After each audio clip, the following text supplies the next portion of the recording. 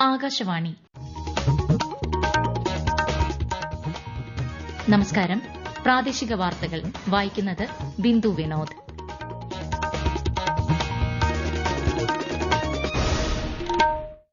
പ്രധാന വാർത്തകൾ. രാജ്യത്തെ ആദ്യ Vande Bharat sleeper train ഗുവാഹത്തിക്കും കൊൽക്കത്തയ്ക്കുമിടയിൽ service നടത്തുമെന്ന് കേന്ദ്രമന്ത്രി അശ്വനി വൈഷ്ണവ്. വയനാട് പുനരധിവാസത്തിനുള്ള നടപടികൾ ദ്രുതഗതിയിൽ പുരോഗമിക്കുന്നതായി മുഖ്യമന്ത്രി പിണറായി വിജയൻ. ഒന്നാം ഘട്ടത്തിലെ വീടുകൾ ഫെബ്രുവരിയിൽ കൈമാറും. തദ്ദേശ പൊതുതെരഞ്ഞെടുപ്പിൽ മത്സരിച്ച സ്ഥാനാർത്ഥികൾ ഈ മാസം 12-നകം തെരഞ്ഞെടുപ്പ് ചെലവ് കണക്ക് സമർപ്പിക്കണമെന്ന് സംസ്ഥാന തെരഞ്ഞെടുപ്പ് കമ്മീഷൻ. 13ാമത് ദേശീയ സരസ് മേളയ്ക്ക് നാളെ പാലക്കാട് തുടക്കമാകും. മുഖ്യമന്ത്രി പിണറായി വിജയൻ ഉദ്ഘാടനം ചെയ്യും. വർണ്ണച്ചിറകുകൾ ചിൽഡ്രൻസ് ഫെസ്റ്റിന്റെ ഉദ്ഘാടനവും ഉജ്ജ്വല ബാല്യ പുരസ്കാര വിതരണവും മന്ത്രി വീണ ജോർജ് നാളെ തിരുവനന്തപുരത്ത് നിർവഹിക്കും. വർക്കല ശിവഗിരി തീർത്ഥാടനത്തിന് ഇന്ന് സമാപനം. വാർത്തകൾ വിശദമായി. രാജ്യത്തെ ആദ്യ Vande Bharat sleeper train ഗുവാഹത്തിക്കും കൊൽക്കത്തയ്ക്കുമിടയിൽ service നടത്തും. ന്യൂഡൽഹിയിൽ കേന്ദ്ര റെയിൽവേ മന്ത്രി അശ്വനി വൈഷ്ണവാണ് പ്രഖ്യാപനം നടത്തിയത്. 1000 മുതൽ 1500 കിലോമീറ്റർ വരെയുള്ള ദീർഘദൂര യാത്രകൾക്ക് അനുയോജ്യമായ ട്രെയിനിൽ 16 കോച്ചുകളാണുള്ളത്.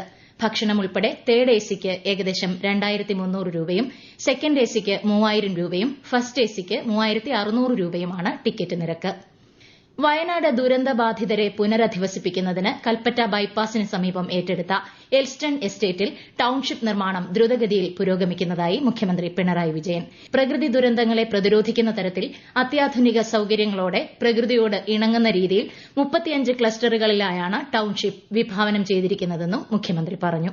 300ഓളം വീടുകളും അനുബന്ധ സൌകര്യങ്ങളും പൂർത്തീകരിച്ച് ഒന്നാം ഘട്ടമായി ഫെബ്രുവരിയിൽ ഗുണഭോക്താക്കൾക്ക് കൈമാറുന്നതിനാണ് ലക്ഷ്യമിടുന്നത്. ബിൽഡ് ബാക്ക് ബെറ്റർ എന്ന തത്വം ഉൾക്കൊണ്ട് ഓരോ ദുരന്തബാധിതനും കൂടുതൽ മെച്ചപ്പെട്ട ജീവിതം ഉറപ്പുവരുന്നതിനായുള്ള സമഗ്ര പുനരധിവാസമാണ് ടൌൺഷിപ്പിലൂടെ സർക്കാർ ലക്ഷ്യമിടുന്നത്. ലൈഫ് ഭവന പദ്ധതിയിലൂടെ പൂർത്തിയായ 5 ലക്ഷം വീടുകൾ എന്ന നേട്ടം അടുത്ത മാസം തന്നെ പൂർത്തിയാകുമെന്നും മുഖ്യമന്ത്രി അറിയിച്ചു.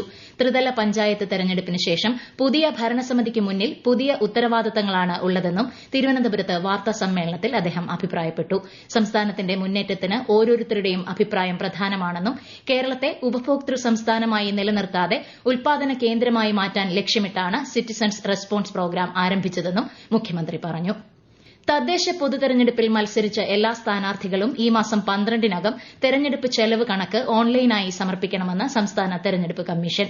നിശ്ചിത സമയത്തിനകം കണക്ക് നൽകാത്തവരെ അംഗമായി തുടരുന്നതിൽ നിന്നും തദ്ദേശ തെരഞ്ഞെടുപ്പിൽ മത്സരിക്കുന്നതിൽ നിന്നും അയോഗ്യരാക്കുമെന്ന് കമ്മീഷണർ എ ഷാജഹാൻ അറിയിച്ചു. പത്രികാ സമർപ്പണം മുതൽ വോട്ടെണ്ണൽ വരെയുള്ള ചെലവ് കണക്കാണ് നൽകേണ്ടത്. 2026 നിയമസഭാ പൊതുതെരഞ്ഞെടുപ്പിൽ ഉപയോഗിക്കുന്ന ഇവിഎം, വിവിപാറ്റ് എന്നിവയുടെ പ്രാഥമിക തല പരിശോധന മറ്റന്നാൾ മുതൽ തിരുവനന്തപുരം കളക്ടറേറ്റിൽ ആരംഭിക്കും. കേന്ദ്ര തെരഞ്ഞെടുപ്പ് കമ്മീഷന്റെ നിർദ്ദേശങ്ങൾക്കനുസൃതമായി പരിശോധനയ്ക്കുള്ള എല്ലാ ക്രമീകരണങ്ങളും പൂർത്തിയായി. ഫെബ്രുവരി 16 വരെയാണ് നടപടിക്രമം. തദ്ദേശ സ്വയംഭരണ വകുപ്പിന് കീഴിലുള്ള കുടുംബശ്രീ മിഷൻ കേരളത്തിൽ സംഘടിപ്പിക്കുന്ന 13ാമത് ദേശീയ സരസ് മേള നാളെ വൈകിട്ട് മുഖ്യമന്ത്രി പിണറായി വിജയൻ ഉദ്ഘാടനം ചെയ്യും. പാലക്കാട് ചാലിശ്ശേരിയിലാണ് പരിപാടി. ഈ മാസം 11 വരെയാണ് മേള. വർണ്ണച്ചിറകുകൾ ചിൽഡ്രൻസ് ഫെസ്റ്റിന്റെ ഉദ്ഘാടനവും ഉജ്ജ്വല ബാല്യ പുരസ്കാര വിതരണവും മന്ത്രി വീണ ജോർജ് നാളെ തിരുവനന്തപുരത്ത് നിർവഹിക്കും. വനിതാ ശിശുവികസന വകുപ്പിന് കീഴിൽ പ്രവർത്തിക്കുന്ന ശിശു സംരക്ഷണ സ്ഥാപനങ്ങളിലെ ശ്രദ്ധയും സംരക്ഷണവും ആവശ്യമായ കുട്ടികളുടെ സർഗ്ഗവാസനകൾ കണ്ടെത്തി പരിപോഷിപ്പിക്കുന്നതിനും കുട്ടികൾക്ക് വിവിധ കലാപ്രകടനങ്ങൾ അവതരിപ്പിക്കുന്നതിനുമാണ് സംസ്ഥാനതലത്തിൽ വർണ്ണച്ചിറകുകൾ എന്ന പേരിൽ ചിൽഡ്രൻസ് ഫെസ്റ്റ് സംഘടിപ്പിച്ചു വരുന്നത്. ഞായറാഴ്ച വരെ തിരുവനന്തപുരം ഗവൺമെന്റ് വിമൻസ് കോളേജിലാണ് ഫെസ്റ്റ്. 51 കുട്ടികളെയാണ് ഉജ്ജ്വല ബാല്യ പുരസ്കാരത്തിനായി തെരഞ്ഞെടുത്തിട്ടുള്ളത്. ശബരിമല സ്വർണ്ണപ്പാളി കേസിൽ തന്നെ ചോദ്യം ചെയ്യാൻ വിളിപ്പിക്കുമെന്ന വാർത്തയ്ക്ക് പിന്നിൽ മുഖ്യമന്ത്രിയുടെ ഓഫീസാണെന്ന അടൂർ പ്രകാശ് എംപിയുടെ ആരോപണം തള്ളി മുഖ്യമന്ത്രി പിണറായി വിജയൻ. പ്രത്യേക അന്വേഷണ സംഘത്തെ നിയോഗിച്ചത് ഹൈക്കോടതിയാണെന്നും മുഖ്യമന്ത്രിയുടെ ഓഫീസിനോ പൊളിറ്റിക്കൽ സെക്രട്ടറിക്കോ നടപടികളിൽ പങ്കില്ലെന്നും മുഖ്യമന്ത്രിയുടെ ഓഫീസ് പ്രസ്താവനയിൽ വ്യക്തമാക്കി. സംസ്ഥാന പോലീസ് സേനയുടെ വിവിധ യൂണിറ്റുകൾക്കായി വാങ്ങിയ പുതിയ വാഹനങ്ങളുടെ ഫ്ളാഗ് ഓഫ് മുഖ്യമന്ത്രി പിണറായി വിജയൻ നിർവഹിച്ചു. തിരുവനന്തപുരത്ത് SAP പരേഡ് ഗ്രൌണ്ടിൽ നടന്ന ചടങ്ങിൽ പുതുതായി വാങ്ങിയ 172 ബൊലേറോ ജീപ്പുകളാണ് സേനയുടെ ഭാഗമായത്. സംസ്ഥാന പോലീസ് മേധാവി റവാഡ ആസാദ് ചന്ദ്രശേഖർ ഉൾപ്പെടെയുള്ളവർ പങ്കെടുത്തു. കേന്ദ്ര സർക്കാരിന്റെ വിവിധ പദ്ധതികളെക്കുറിച്ച് ആകാശവാണി പ്രാദേശിക വാർത്താ വിഭാഗം തയ്യാറാക്കുന്ന പ്രത്യേക ചർച്ചകൾ തിങ്കളാഴ്ച ഒഴികെയുള്ള ദിവസങ്ങളിൽ പ്രക്ഷേപണം ചെയ്യുന്നു. സർക്കാർ പദ്ധതികളെക്കുറിച്ചുള്ള വിശദമായ വിവരങ്ങൾ ജനങ്ങളിലെത്തിക്കുകയാണ് ലക്ഷ്യം. നാളെ രാത്രി 11 മണിക്ക് കാർഷിക രംഗത്തിന്റെ ശാക്തീകരണം സംബന്ധിച്ച് ICAR Krishi Vijnana Kendra Mitra Niketan subject matter specialist G Chithra സംസാരിക്കുന്നു. ഈ വാർത്തകൾ ആകാശവാണിയിൽ നിന്ന്. ആകാശവാണി വാർത്തകളും വാർത്താധിഷ്ഠിത പരിപാടികളും All India Radio News Thiruvananthapuram YouTube ചാനലിലും All India Radio News Thiruvananthapuram Facebook പേജിലും AR News_ തിരുവനന്തപുരം ഇൻസ്റ്റഗ്രാം അക്കൌണ്ടിലും AR News_TVM X ഹാൻഡിലും ലഭ്യമാണ്. വർക്കല ശിവഗിരി തീർത്ഥാടനത്തിന് ഇന്ന് സമാപനം. സമാപന സമ്മേളനത്തിൽ മന്ത്രിമാരായ പി പ്രസാദ്, സജി ചെറിയാൻ തുടങ്ങിയവർ പങ്കെടുക്കുന്നു. കേരളീയ നവോത്ഥാനത്തെ ശ്രീനാരായണ ഗുരുദേവൻ നയിച്ചത് മാനവികതയെന്ന ദർശനം മുൻനിർത്തിയാണെന്ന് മന്ത്രി പി പ്രസാദ് പറഞ്ഞു. മന്നം ജയന്തി ആഘോഷങ്ങൾക്ക് പെരുന്നയിൽ തുടക്കമായി. വിദ്യാഭ്യാസ സമുച്ചയ മൈതാനിയിൽ ഒരുക്കിയ മന്നം നഗറിലാണ് ഇന്നും നാളെയും ജയന്തി ആഘോഷ ചടങ്ങുകൾ നടക്കുക. പുതുവത്സരാഘോഷങ്ങൾ ആലപ്പുഴയിലെ ടൂറിസം മേഖലകൾക്ക് വലിയ ഉണർവാണ് നൽകിയിട്ടുള്ളത്. സഞ്ചാരികളുടെ തിരക്ക് ഇപ്പോഴും തുടരുകയാണ്. ആകാശവാണി ആലപ്പുഴ ജില്ലാ പ്രതിനിധി R രവികുമാർ തയ്യാറാക്കിയ റിപ്പോർട്ട്. പക്ഷിപ്പനിയെ തുടർന്നുണ്ടായ നിയന്ത്രണങ്ങൾ പാലിച്ചുകൊണ്ട് തന്നെയാണ് ആലപ്പുഴയിലെ വിനോദസഞ്ചാര മേഖല സഞ്ചാരികളെ വരവേറ്റത്. മലയാളികളായ സഞ്ചാരികൾക്ക് പുറമെ തമിഴ്നാട്, കർണാടക, ആന്ധ്രാപ്രദേശ് തുടങ്ങിയ സംസ്ഥാനങ്ങളിൽ നിന്ന് യാത്രാ സംഘങ്ങൾ കൂട്ടത്തോടെ ആലപ്പുഴയിലേക്ക് എത്തുകയായിരുന്നു. ഹൌസ് ബോട്ടുകളും ശിക്കാരി വള്ളങ്ങളും മോട്ടോർ ബോട്ടുകളും യാത്രക്ക് കിട്ടാത്ത അവസ്ഥയാണ്. പഞ്ചനക്ഷത്ര റിസോർട്ട് മുതൽ ഹോം സ്റ്റേകളിൽ വരെ വലിയ തിരക്ക്. ആലപ്പുഴ, മാരാരിക്കുളം, അർത്തുങ്കൽ, ചേർത്തല തുടങ്ങി 20ഓളം കേന്ദ്രങ്ങളിൽ ഒരുക്കിയ പുതുവത്സരാഘോഷം സഞ്ചാരികളുടെ മനം കവർന്നു. രാജ്യത്ത് LPG വാണിജ്യ ഗ്യാസ് സിലിണ്ടറുകളുടെ വില 111 രൂപ വർദ്ധിപ്പിച്ചു.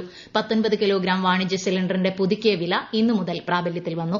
ഗാർഹിക LPG സിലിണ്ടറുകളുടെ വിലയിൽ മാറ്റമില്ല. രാജ്യത്തെ ഓഹരി വിപണികളിൽ ചാഞ്ചാട്ടം. ബോംബെ ഓഹരി സൂചിക സെൻസെക്സ് 32 പോയിന്റ് നഷ്ടത്തിൽ 85,189ലും ദേശീയ ഓഹരി സൂചിക നിഫ്റ്റി 17 പോയിന്റ് ഉയർന്ന് 26,147ലും വ്യാപാരം അവസാനിപ്പിച്ചു. സ്വർണ്ണവില കൂടി. പവന് 120 രൂപ വർദ്ധിച്ച് 99,040 രൂപയും ഗ്രാമിന് 12,380 രൂപയുമാണ് ഇന്നത്തെ വില. ആറ്റുകാൽ പൊങ്കാലയോടനുബന്ധിച്ച് തിരുവനന്തപുരം നഗരസഭയിൽ മേയർ VV രാജേഷിന്റെ നേതൃത്വത്തിൽ യോഗം ചേർന്നു. ആറ്റുകാൽ പൊങ്കാലയുമായി ബന്ധപ്പെട്ട മുന്നൊരുക്കങ്ങൾ യോഗത്തിൽ ചർച്ച ചെയ്തു. ഡെപ്യൂട്ടി മേയർ ആശാനാഥ് GS, നഗരസഭാ വാർഡ് കൌൺസിലർമാർ, വിവിധ വകുപ്പുകളിലെ ഉന്നത ഉദ്യോഗസ്ഥർ തുടങ്ങിയവർ യോഗത്തിൽ പങ്കെടുത്തു. തിരുവനന്തപുരം കോർപ്പറേഷൻ മേയറായി തെരഞ്ഞെടുക്കപ്പെട്ട VV രാജേഷിനെ അനുമോദിച്ച് പ്രധാനമന്ത്രി Narendra Modi. പുതുവത്സരത്തിൽ Thiruvananthapuram mayor VV രാജേഷിനെയും deputy mayor ആശാനാഥിനെയും BJP പ്രവർത്തകരെയും അഭിനന്ദിച്ച് പ്രധാനമന്ത്രി കത്തയച്ചു. വർഷങ്ങൾ നീണ്ട കഠിനാധ്വാനത്തിന്റെ ഫലമാണ് വിജയം കണ്ടതെന്ന് ശ്രീ മോദി അഭിനന്ദന സന്ദേശത്തിൽ കുറിച്ചു. 2 ദിവസത്തെ സന്ദർശനത്തിനായി ഉപരാഷ്ട്രപതി CP രാധാകൃഷ്ണൻ നാളെ തമിഴ്നാട്ടിലെത്തും.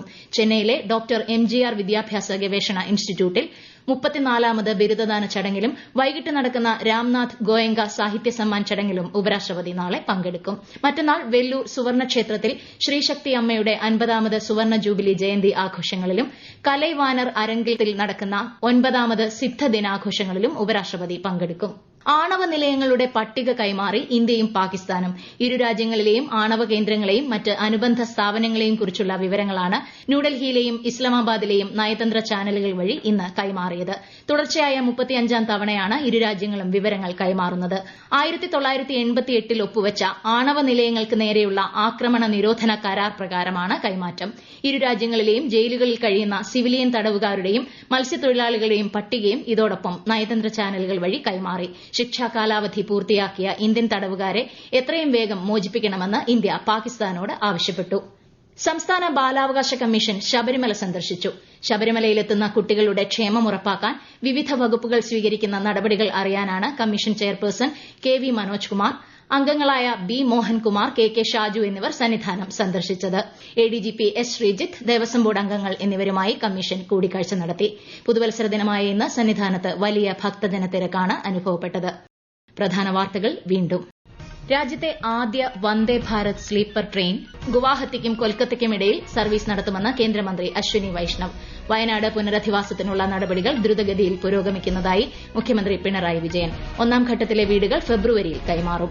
തദ്ദേശ പൊതുതെരഞ്ഞെടുപ്പിൽ മത്സരിച്ച സ്ഥാനാർത്ഥികൾ ഈ മാസം 12-നകം തെരഞ്ഞെടുപ്പ് ചെലവ് കണക്ക് സമർപ്പിക്കണമെന്ന് സംസ്ഥാന തെരഞ്ഞെടുപ്പ് കമ്മീഷൻ. 13ാമത് ദേശീയ സരസ് മേളയ്ക്ക് നാളെ പാലക്കാട് തുടക്കമാകും. മുഖ്യമന്ത്രി പിണറായി വിജയൻ ഉദ്ഘാടനം ചെയ്യും. വർണ്ണച്ചിറകുകൾ ചിൽഡ്രൻസ് ഫെസ്റ്റിന്റെ ഉദ്ഘാടനവും ഉദ്ഘാടനവും ഉജ്ജ്വല ബാല്യ പുരസ്കാര വിതരണവും മന്ത്രി വീണ ജോർജ് നാളെ തിരുവനന്തപുരത്ത് നിർവഹിക്കും. വർക്കല ശിവഗിരി തീർത്ഥാടനത്തിന് ഇന്ന് സമാപനം. പ്രാദേശിക വാർത്തകൾ കഴിഞ്ഞു. അടുത്ത വാർത്താ പ്രക്ഷേപണം വൈകിട്ട് 7:25-ന്.